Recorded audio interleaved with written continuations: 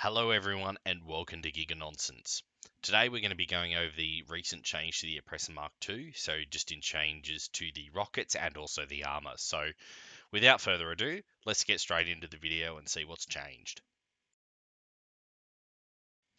One of the changes that has happened is in relation to how often and how well people can spam chaff.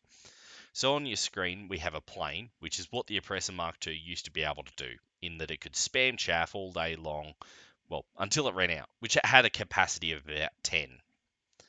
Now, on the Oppressor, that is around about every 24 seconds you can actually use chaff. So it's a fairly significant change, in my opinion, and hopefully means that we can have less chaff spamming broomstick boys running around and griefing the lobby. So they should be a lot easier to take out, which will be good.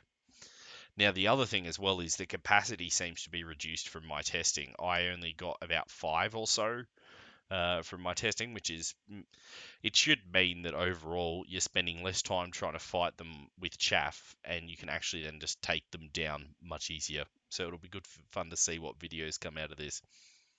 The second change that has been done is in relation to the rockets. Rockstar were pretty vague, to be fair, with what they suggested was going to happen with the rockets. So it seems that it still has 20 rockets, so that is no change there.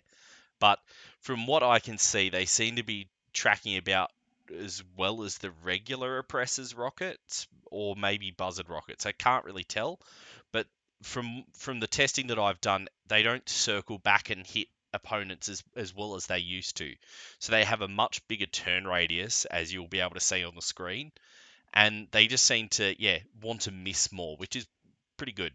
The thing to be aware of is the explosion radius is still the same. They still have the same lock-on range, and you can still spam them. So you still can, as soon as you get sort of a lock, you'll still be able to shoot rockets at people. So overall, there's been a minor change, and I still think the Oppressor Mark II is still going to be somewhat relevant, as the rockets still seem to be able to hit things quite well.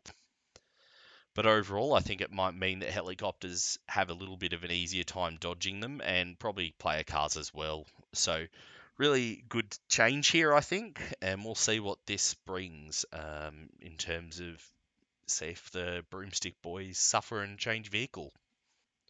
So overall, I think the change has been pretty good actually for the Mark II. I think it's going to make it a bit more balanced and easy to take out for every other vehicle. So it's going to be really good to see that other vehicles actually get used rather than everyone defaulting to the Mark II because so I still think players on foot are still going to have some problems with the Mark II because the explosion radius is still the same, and yeah, nothing has changed on that front to make it harder for oppressors to kill players on foot. So still going to have that to deal with.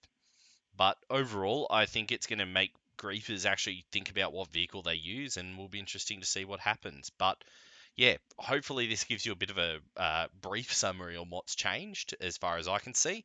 And I'm sure there'll be some other people uploading videos later as well on what's actually changed in more detail. But yeah, if you have any comments or things that actually have changed and you want to comment them, please let us know below, because we'd really like to test it as well. So thank you, and you guys have a great day.